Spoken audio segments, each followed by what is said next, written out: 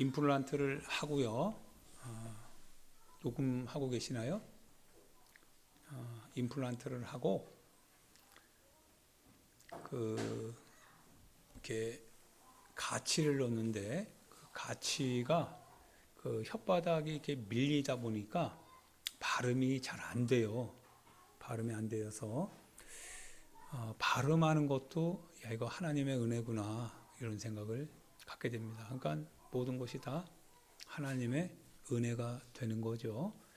은혜를 받고 있을 때는 은혜를 모르다가 그것이 이제 하나의 그 틈이 생기며 그 하나의 그 뭔가 불편함이 생기면 그때서야 비로소 이제 그게 하나님의 은혜구나 이렇게 깨닫게 됩니다. 어떻게 보면 사람은 참 무지한 동물인 것 같죠. 늘 평상시 하나님이 주신 거, 하나님 우리 가운데 허락해 주신 것에 늘 감사하며 산다면 좋을 텐데, 근데 그걸 감사하지 못하다가 하나의 어떤 그 쇼킹이랄까요? 하나의 어떤 충격파나 이런 것들을 우리가 그때 경험하게 되면, 야 이게 정말 중요한 거구나. 특별히 이제 나이가 들어가면서 우리 몸에 이상 반응이 일어나잖아요. 예전에는 겉돈 없이 들었던 것도 이제는 두렵게 되는 이유가 실은 우리 몸이 그것을 감당할 수 있을까? 즉 몸에 이상이 왔다라는 걸 깨닫는 거거든요. 그러니까 젊어서는 그걸 또 잘 몰라요. 그러다가 우리 신체 구조가 점점 그렇게 되어가는 것을 느낄 때 실은 젊어서부터 하나님 앞에 감사하면 얼마나 좋았겠습니까? 많은 젊어서는 그걸 못 느끼는 거죠. 그래서 나이 들어서 이제 느끼게 되는 겁니다. 눈이 요즘 들어 자꾸 이게 선명하지가 않아요. 뭐가 있어서 그런 건 아니고요. 이렇게 명확하게 그 사람의 윤곽이 딱 들어왔었는데 뭔가 그 윤곽이 이렇게 살짝 옆에서 이렇게 좀 빛이 비치는 것처럼 이런 느낌이 와요. 그래서 이 정도만이라도 야 감사하다 이런 마음을 품게 됩니다. 항상 감사할 수 있다라고 하는 것이 실은 감사죠. 감사합니다. 그런데 한없이 우리가 거기에 대해서 불평을 하게 되면 많은 것을 가졌음에도 실은 불평할 수밖에 없는 거죠.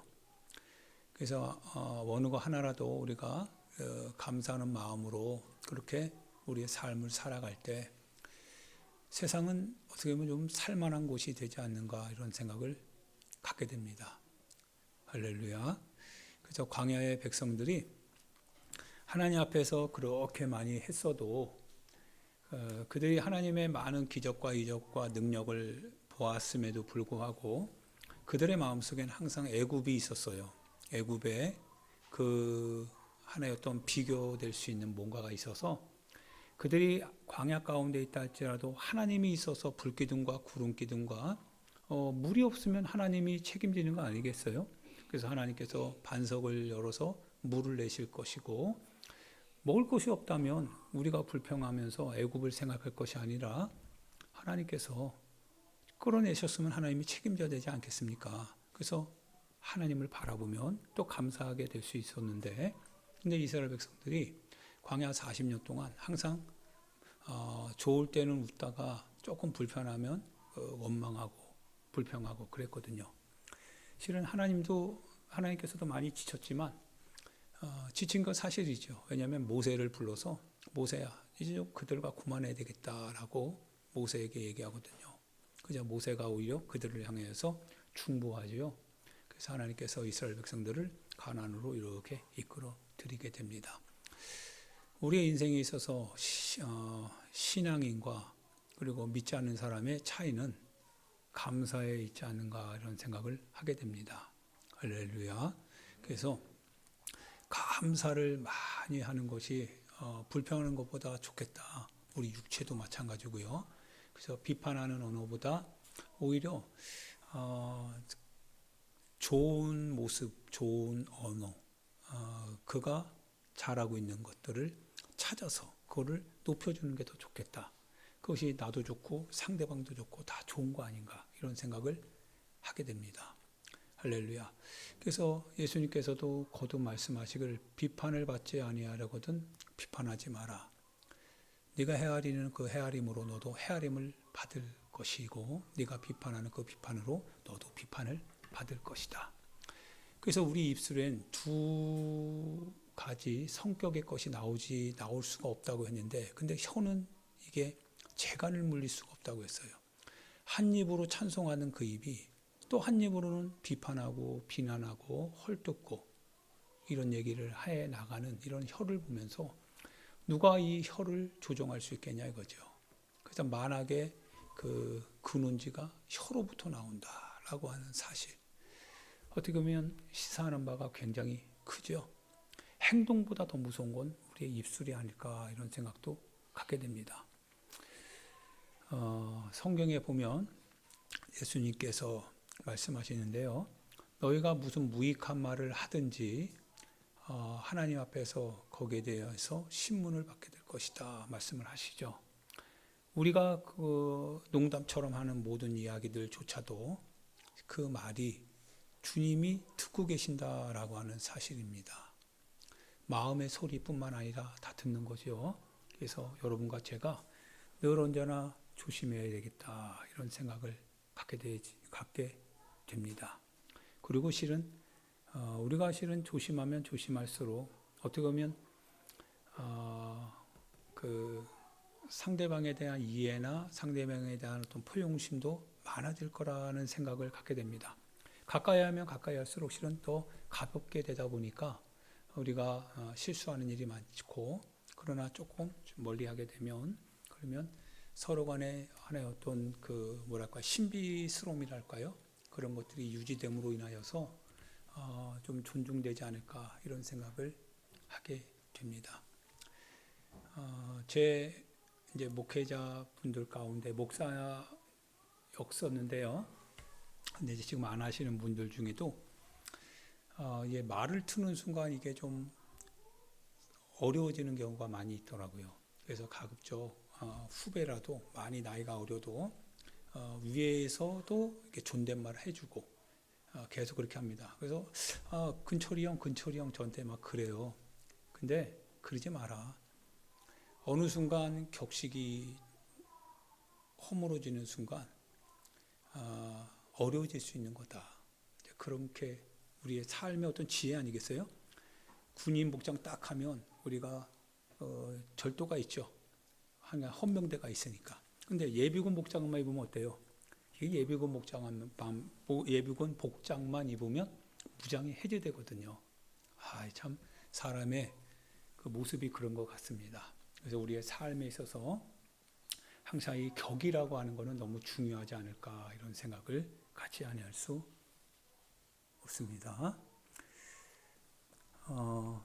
사랑하는 여러분, 오늘 그 예수님께서 하시는 이 씨 뿌린 자의 비유인데요. 여러분에게서 들려주고 싶은 게 주님의 마음이 있죠.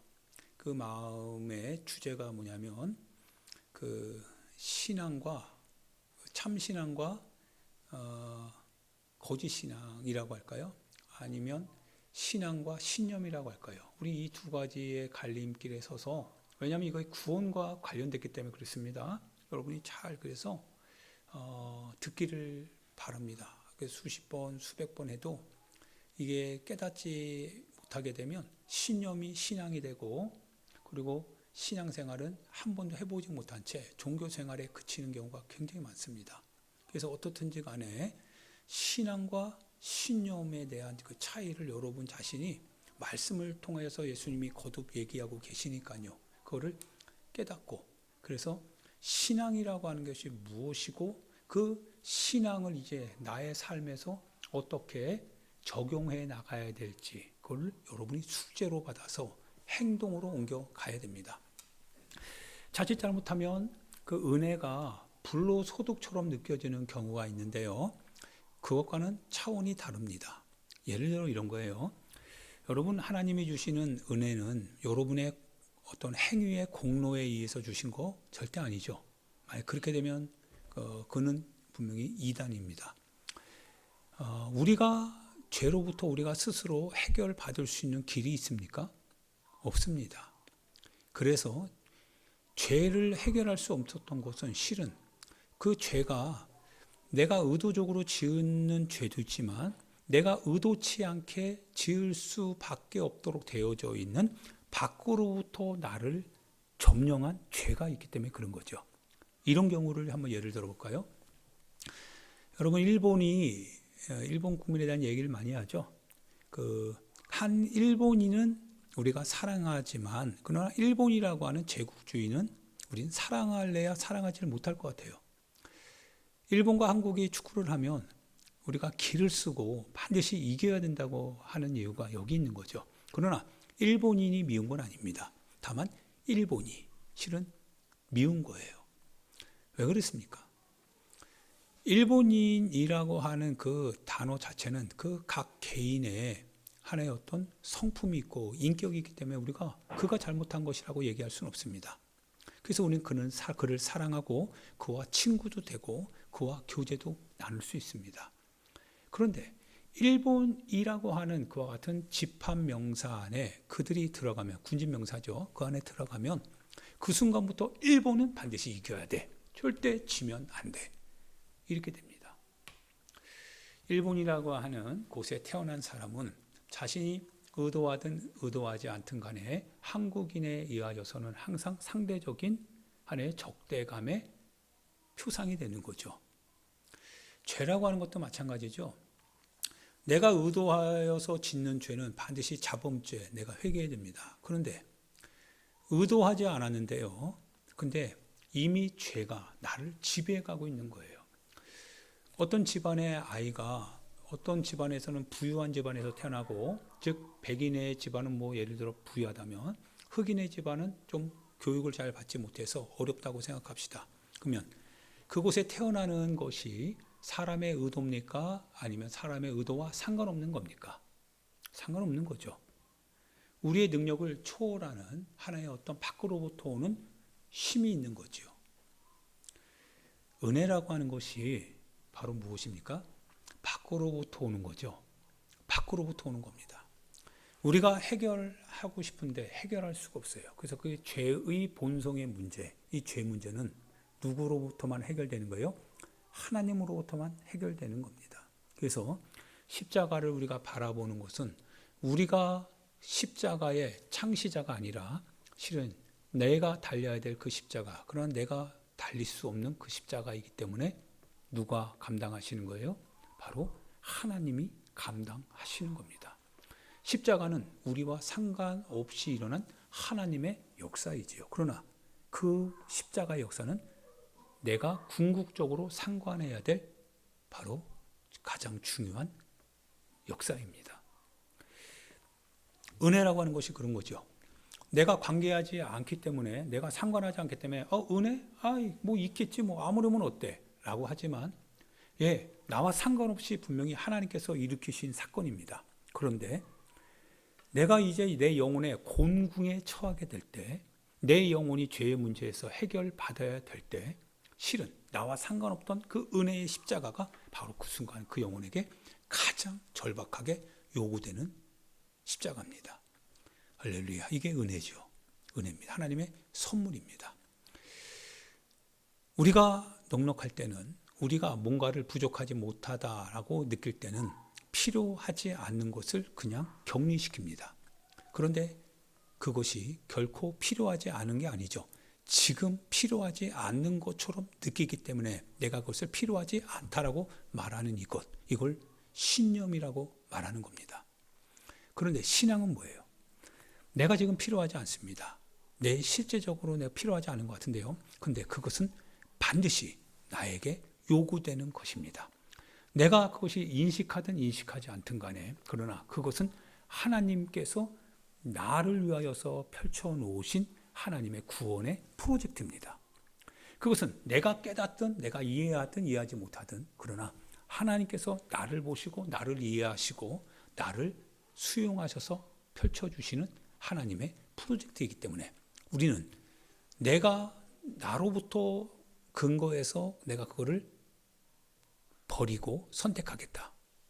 이거 아니라 하나님이 나를 위하여서 일으키신 그 사건은 내가 비록 거기에 대해서 지금 당장은 아무것도 아닌 것 같이 느껴지지만 그러나 그 사건은 반드시 내 영혼을 위한 하나님의 역사요, 사건이요, 구원의 프로젝트이기 때문에 난 그걸 가져야 된다라고 하면서 내 생각을 끊고 내 행동을 끊고 내가 가지고 있는 여러 가지 절차, 어떤 경험들을 끊고 반드시 그래서 그것을 차지하기 위해서 내 모든 전 재산을 다 팔지라도 그것을 차지해 가는 것. 이것이 바로 신앙입니다. 할렐루야. 그래서 하나님을 따르는 것이 신앙이지 신념이라고 하는 것은 모든 것은 다 나를 통하여서 맞춰져 가야 됩니다. 내가 가진 것을 위하여서 모든 것은 다 맞춰져 가는 것. 그래서 신념은 굉장히 무섭죠. 그래서 히틀러가 이 신념으로 신앙을 오버랩 시킬 때 어떤 일이 벌어졌어요? 독일에 있는 많은 사람들을 죽이는데 그 신념이 신앙화되어서 많은 유태인들을 싹 다 1,000만 명 더 되는 사람을 죽이는데 파리 목숨처럼 생각하라고 했어요. 이게 신념의 무서움입니다. 오늘 우리도 마찬가지입니다. 우리가 신앙생활하면서 신념을 갖고 신앙생활을 하다 보면 하나님을 두려워할 줄 몰라요. 그 신념 안에 자기가 갇혀서 그 신념을 갖고 사는 모든 일상생활 속에서 그래서 기준이 바로 내가 이해한 거, 내가 받아들인 거, 내가 깨닫는 거, 내가 옳다고 생각하는 거 그걸 가지고 이렇게 저렇게 신앙의 이름으로 판단해 나갑니다. 무슨 일이 벌어지죠? 이걸 신념이 신앙화되었다라고 얘기하는 겁니다. 할렐루야. 여러분 이해되죠? 그래서 신념과 신앙을 잘 판단하셔야 됩니다. 그런데 신앙은 참 놀라운 역사가 있습니다. 신앙 안에는요 하나님의 놀라운 능력이 나타납니다. 그래서 복음에는 하나님의 능력이 나타난다고 하셨어요. 복음에는 하나님의 능력, 복음이지요. 복된 소식입니다. 복음에는 하나님의 능력이 나타나는데 그거를 믿음으로 그래서 믿음에 이른다라고 말씀을 하십니다. 오직 그것이 가능하게 되는 것은 믿음으로만 가능하다. 그러니까 신념은 불가능합니다. 그런데 하나님의 역사가 나의 삶에서 가능하게 될 수 있는 것은 나로부터 나온 생각, 나로부터 나온 경험, 내가 가지고 있는 지식이 아니라 하나님으로부터 내게 주신 신앙, 그 신앙을 부둥켜 잡고 말씀하신 분이 하나님이시니 하나님이 이루실 것이다 라고 하는 이 확고부동한 자세로 내가 이 복음을 따라 행동으로 옮겨 나갈 때 복음은 나의 삶에서 능력이 된다라고 하는 뜻입니다. 왜? 신앙의 힘이거든요. 할렐루야. 이것을 성경은 복음 안에서 계속 우리에게 가르치고 있다라고 하는 사실입니다. 여러분, 예수님께서 씨 뿌리는 자의 비유를 하십니다. 어떤 사람이 씨 뿌리러 나가는 사람이 있습니다. 그는 도대체 누굴까요? 아마 여러분도 저도 다 씨 뿌리는 자의 아마 위치에 있을 수 있습니다. 그러나 지금은 아마도 제가 여러분보다는 더 많이 씨를 뿌리러 나가는 사람이 아닐까 싶습니다. 예, 제가 지금도 여러분에게 씨를 뿌릴 겁니다. 하나님의 씨를 이렇게 쭉쭉 뿌립니다. 그런데 오늘 예수님이 하시는 말씀은요, 그 씨가 여러 가지 밭에 대한 모형을 예수님이 얘기해 줍니다. 예수님은 서민이기 때문에 농사 짓는 팔레스타인의 농법을 잘 알고 계시기 때문에 이 비유를 할 때 사람들이 충분히 이해할 수 있었습니다. 어떤 사람이 씨앗을 뿌립니다. 예, 보리 씨앗을 뿌릴 때 그냥 막 뿌리죠. 막 뿌립니다. 씨앗을 뿌리는데요. 어떤 덜어는 길가에 떨어졌다고 했습니다. 길가에 떨어지면 어때요? 길가에 떨어지면 새들이 와서 먹어버릴 수밖에 없죠. 새들이 와서 먹어버렸다 이 얘기를 합니다. 씨 뿌리는 자가 또한 뿌리는데 어떤 씨앗은 흙이 얕은 돌밭에 떨어졌다라고 표현을 합니다. 근데 예수님이 설명을 해주세요. 돌밭에 떨어진 씨앗, 근데 흙이 얕대요. 흙이 얕다 보니까 뿌리가 내려요, 못 내려요? 뿌리가 내릴 수 없다라고 하는 거예요. 뿌리가 내려도 깊이 내려야 되는데 뿌리가 돌이라고 하는 이 바닥에 있다 보니까 내리다가 막힌 거예요. 그러면 거기까지는 좋은데 이제 태양이 뜨잖아요. 태양이 쭉 뜨니까 얼마나 뜨거워요? 해가 돋은 후에 그 씨앗이 뭐예요? 그 싹이 나오지만 그 싹이 타서 뿌리가 깊지 아니하므로 마르더라, 이 얘기를 합니다. 뿌리 내리는 게 너무 중요한 거죠. 뿌리를 깊이 내릴 때까지 우리의 신앙은 어떻게 보면 자라갈 준비하는 단계입니다. 뿌리 내려야 됩니다. 즉 뿌리 내린다라고 하는 것이 무엇일까 한번 여러분과 제가 나중에 좀 같이 생각해 봤으면 좋겠어요. 뿌리 내린다라고 하는 것. 도대체 뿌리 내리는 것이 무엇일까라고 하는 거죠. 세 번째는 가시떨기에 떨어졌다고 했어요. 가시떨기에 떨어진 씨앗은 뭐가 같이 자라냐면 가시가 같이 자란다고 했습니다. 싹이 나고 그리고 줄기가 되고 잎사귀가 열렸지만 근데 그 옆에 있던 가시도 같이 자란대요. 근데 문제는 그 가시가 싹이 나서 열매를 맺어야 되는 그 순간까지 이 씨앗을 가만 내버려 두지 않는다라는 거예요. 그래서 그 가시가 같이 자라서 그 기운이 씨앗의 기운을 이겼다라는 거예요. 그러니까 열매를 맺지 못하는 거죠. 마지막 좋은 땅에 떨어졌다라고 표현을 합니다. 예, 좋은 땅에 떨어진 씨앗은요, 그 씨앗은 30배, 60배, 100배의 열매를 맺습니다. 할렐루야. 여러분이 너무나 잘 알고 있는 씨 뿌리는 자의 비유입니다. 그러고 나서 여러분에게 제가 이제 한 두 가지 예를 예수님께서 하셨던 건데요. 그거를 여러분에게 한번 같이 들어보면서 같이 하나님의 이 좋은 밭이라고 하는 것이 무엇일까를 생각해 봤으면 좋겠어요. 마가복음에 나오는 수로보니게 여인, 그리고 또 하나는 누가복음에 나오는 그 유산을 나누고자 했던 어떤 동생에 대한 이야기입니다. 제가 한번 읽어볼게요.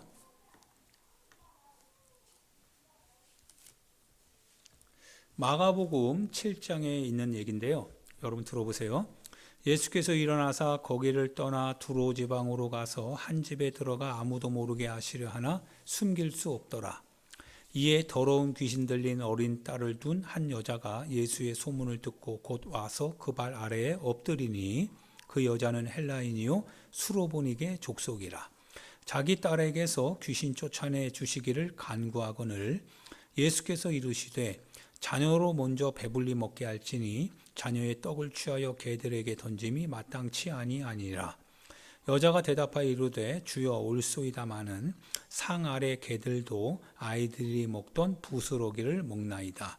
예수께서 이르시되 이 말을 하였으니 돌아가라. 귀신이 내 딸에게서 나갔느니라 하시매 여자가 집에 돌아가 본즉 아이가 침상에 누웠고 귀신이 나갔더라. 누가복음에 이 말씀을 하십니다.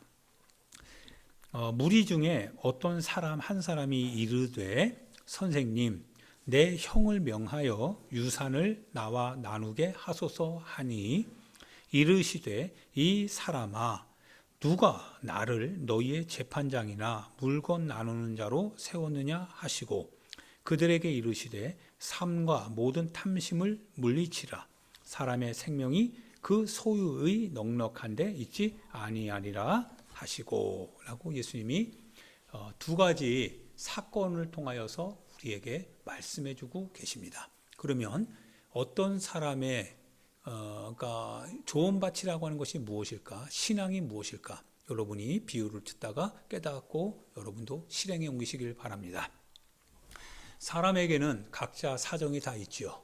사정이 있습니다. 여러분과 저도 사정이 있습니다. 예, 우리는 같은 공동체 안에서 우리 안에 하나의 사정이 있으면 그 사정이 나에게 만약 문제가 되지 않는다면 그냥 넘어갑니다. 근데 그 사정이 나에게 문제가 되기 시작한다면 여기서부터 이제 우리는 움직여야 됩니다. 행동해야 됩니다. 그런데 먼저 그리스도인들의 그 모습 속에서 우리 안에 문제가 발생되면 그 문제를 누구에게 가지고 가요? 먼저는 예수님께 가지고 가죠. 예수님께 가지고 갑니다. 예, 예수님께 가지고 가요. 어떤 한 사람이요, 예수님께 가서 이런 얘기하는 거예요. 아마 굉장히 마음에 굉장히 좀 좋지 않고 여러 가지 신경 쓰고 근심도 되고 막 그랬던 내용인 것 같아요. 아마 민감한 부분이기도 해요. 예수님께 가면 예수님이 다 들어주실 것 같고, 그리고 예수님 앞에 가는 것이 도리일 것 같고, 그렇게 또 내가 예수님 앞에 나아가서 얘기하는 것은 예수님이 내 기대를 채워주실 것이라고 하는 것, 그리고 또한 나도 그런 주님을 기대하고 있는 겁니다. 여기까지는 신앙인 것 같아요. 그죠? 기대심 가지고 예수님께 갑니다. 예수님, 내가 예수님께 이 기대를 가지고 있습니다. 예수님에 대한 소식도 알고, 그리고 예수님이 어떤 분이신 것을 내가 너무나 잘 알고 있기 때문에 다른 어떤 재판장이나 그런 사람들에게 가지 않고 난 예수님께 왔습니다. 왜냐하면 예수님은 능력 있고 예수님이 무슨 말씀을 해도 분명히 내가 갖고 있는 이 문제에 대해서 해결책을 제시해 줄 것이라고 하는 사실을 난 알고 있기 때문에 그렇습니다. 주님, 이게 내 신앙입니다 라고 말하는 거겠죠. 보이지 않게. 그래서 이 사람이 얘기합니다. 예수님, 아니 내 형이 있는데요, 내 사정이 그렇습니다. 내 형이 있는데, 근데 내 형이요, 아버지로부터 받은 유산이 있어요. 그 유산을 형이 저하고 나누질 않는 겁니다. 예수님, 내 형이 나와 유산을 좀 나눌 수 있도록 예수님 좀 도와주세요. 예수님 도와주세요. 그런데 여러분 한번 생각해 보세요. 모든 사람이 기도하면 다 기도가 응답되어야 되는 것이 맞죠. 예수님 앞에 우리의 문제를 가지고 그렇게 다가가면 예수님이 우리의 신앙을 보시고 응답해 주셔야 될 것이 맞을 것 같습니다. 정말 예수님은 응답해 주셔야 되는 겁니까? 질문을 던지는 거죠. 주님은 우리가 주님에게로 나아가서 주님께 얘기하면 주님은 주님이기 때문에 우리가 얘기하는 모든 것을 응답해야 될 의무가 있는 겁니까?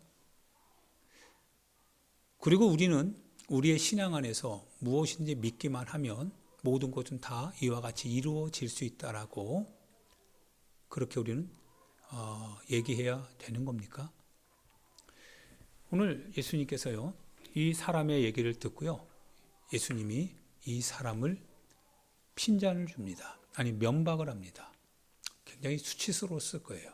창피했을 거예요. 예수님 앞에 우리가 이런 질문을 가지고 나아갔는데 예수님이 왜 이것을 허락하지 않느냐? 예수님이 이런 얘기합니다. 내가 너희 재물 나누는 사람이냐 이거예요. 내가 너희 재물을 나누도록 하나님이 나를 보내신 것이 맞느냐라고 하는 거예요. 너가 지금 나한테 형의 유산을 나와 좀 나누어 달라고 하는 이 중재자로 지금 나를 사용하고 있는데 너 그게 하나님의 뜻이 맞냐 이거예요.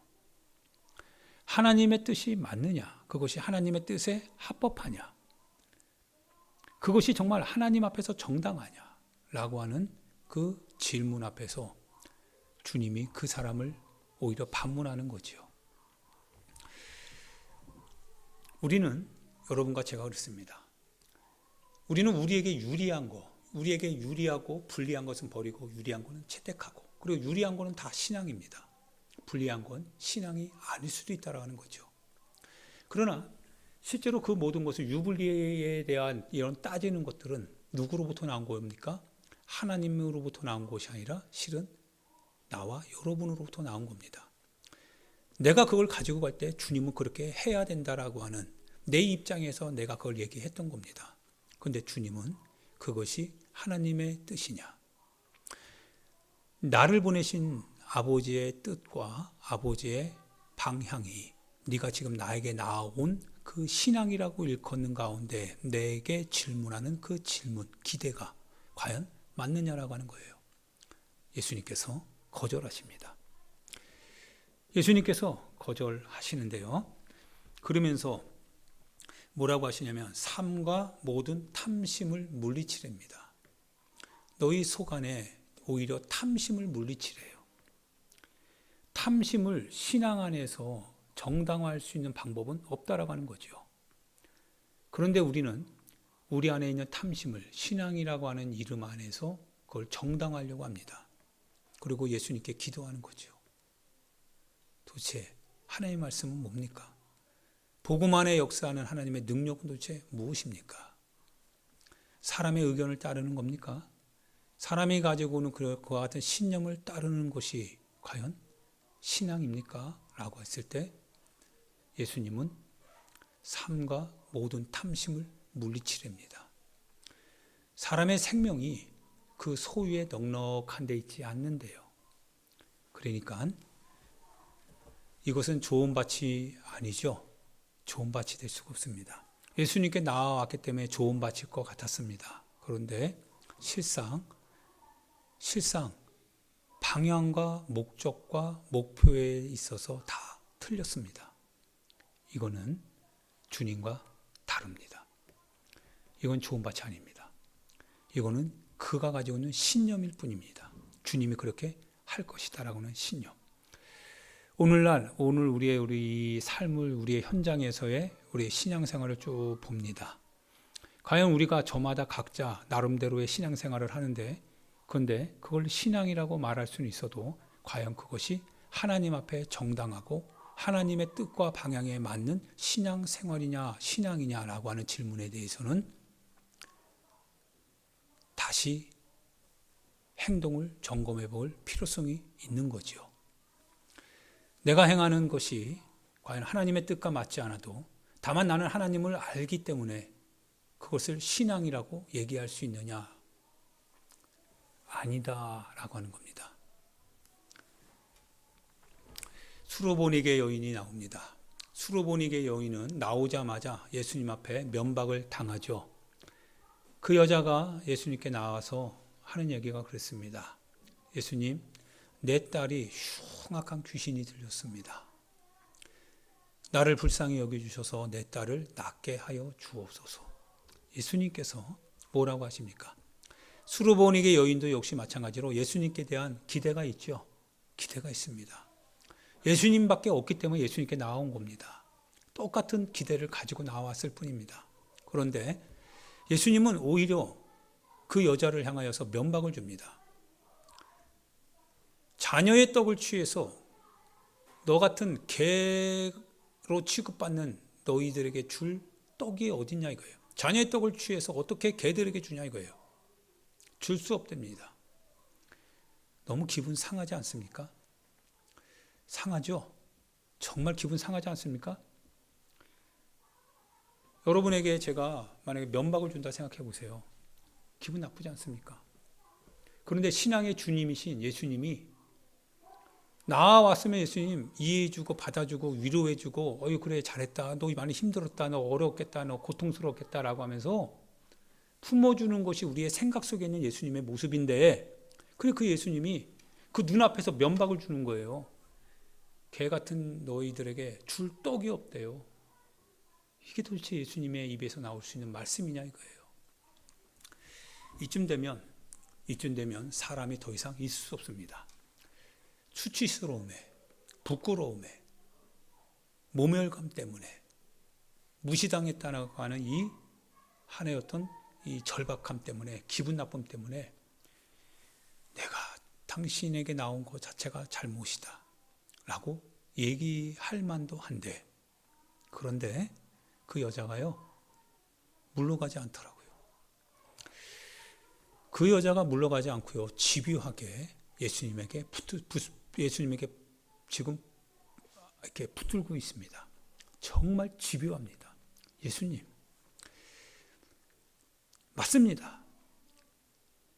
그런데 예수님 개들도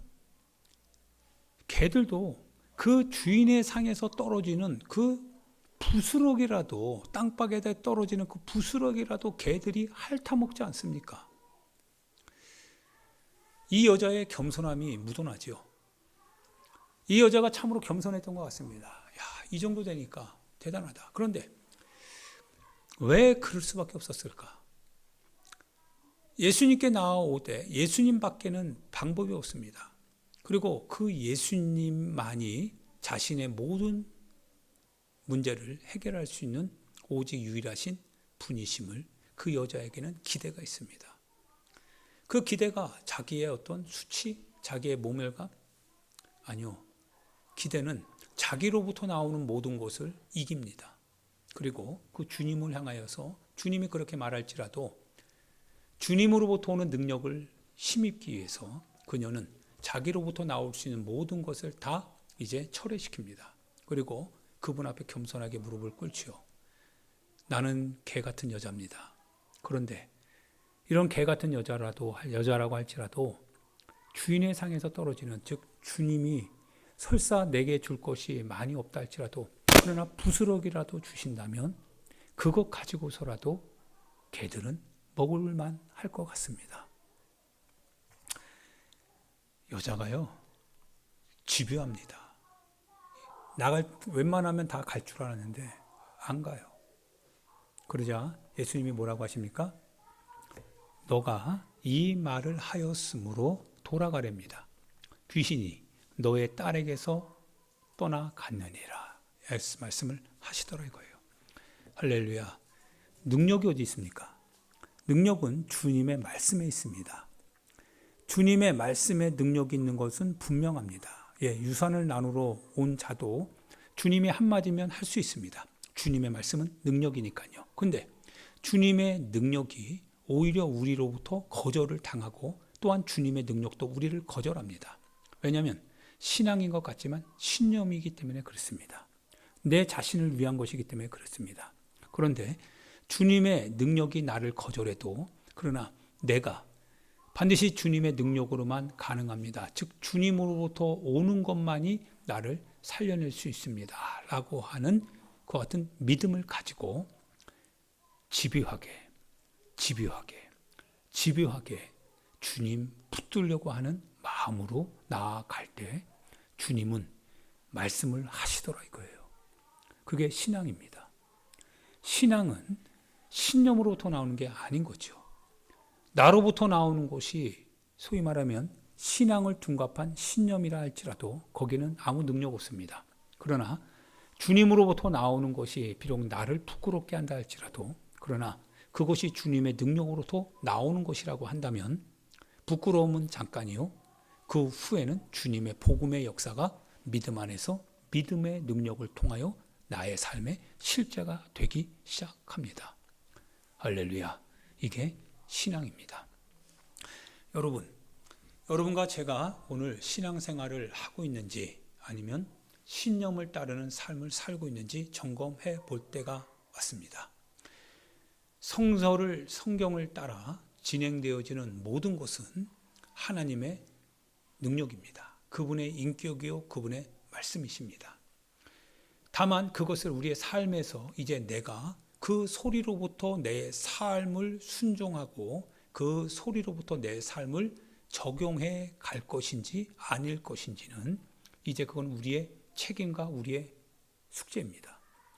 만약 하나님의 능력과 하나님의 역사가 참으로 나에게 믿어지게 되고 그리고 그 역사를 내가 필요로 하고 반드시 그 역사만이 내 삶에 이 닥쳐온 환경과 여건과 문제를 해결할 수 있다고 하는 그 같은 이 동기를 부여받고 그리고 믿음으로 반드시 그것이 이루어지게 될 것이다 라고 하는 이런 집요함 속에 환경적으로 방해가 생길 수 있고 사람으로 말미암아 여러 가지 하나의 불락이 걸릴 수도 있지만 그러나 그럼에도 불구하고 집요하게 말씀하신 주님이 말씀하신 그대로 이루어 주실 것이다 라고 하는 집요함을 가지고 나를 낮추고 주님을 꽉 붙들 때 복음은 믿음을 통하여서 역사를 이루어낼 것이다 라고 하는 사실입니다. 할렐루야. 이것이 신앙입니다. 이 신앙의 은혜가 여러분과 제 안에 있기를 예수님의 이름으로 축원드립니다. 이 시간 우리 같이 하나님 앞에 기도합니다. 사랑하는 여러분, 너희가 각각 회개하여 죄 사함을 받으라. 그리고 주 예수 그리스도로 세례를 받고 하늘로부터 오는 성령을 여러분들이 선물로 받으라 말씀하십니다. 죄는 늘 언제나 우리를 떠나지 못하게 합니다. 죄는 언제나 우리로 하여금 우리를 묶으면서도 그러면서도 그 안에서 우리로 하여금 평안함을 누릴 수 있도록 우리를 속입니다. 그런데 그거를 회개하는 순간에 참 평안이 오고 그거를 버리는 순간에 하나님의 은혜가 우리 가운데 나타납니다. 새로워집니다. 그러나 이 단계를 넘어가지 않으면 아무것도 우리 안에 일어날 수 있는 것은 없습니다. 하나님의 은혜는 새롭게 되겠다라고 하는 결단입니다. 하나님의 은혜는 어제가 아니라 오늘과 내일을 위해서 살아가겠노라고 하는 사람들에게 임하는 겁니다. 하나님의 은혜는 좌절과 낭만과 무기력이 아니라 희망과 용기와 전진입니다. 그렇게 하기로 주님 앞에 나아가고 결단할 때, 그래서 우리의 옛것을 정리하고 하나님, 내가 새로운 주님의 역사 안에 나가기를 원합니다 라고 하는 고백과 함께 하나님의 은혜는 그 고백을 실제가 되게 합니다. 새로워집니다. 능력을 갖게 됩니다. 현장에서 하나님의 역사가 재현할 수 있도록 우리 자신이 도구가 됩니다. 복음의 통로가 되고 주님의 말씀에 제자가 되고 증거자가 됩니다. 하나님의 은혜가 그걸 가능하게 합니다. 우리는 이제 어제의 하나의 어떤 어두운 문들을 벗어던지고 그리고 주님께로 나아갈 필요성이 있습니다. 나로부터 나오는 신념이 아니라 주님이 주시는 신앙생활을 가지고 내가 하고 싶은 이야기가 아니라 하나님께서 성경을 통해서 나에게 말씀하신 것을 가지고 오늘 우리는 살아가야 됩니다. 은혜를 가지고 가야 됩니다. 주의 성령의 도우심을 따라 가야 됩니다. 이것을 생각하고 말씀을 생각하면서 우리 주여 한번 부르고요, 하나님 앞에서 신앙생활하는 주의 백성, 주의 사람, 주의 제자 되게 해달라고 기도하도록 하겠습니다.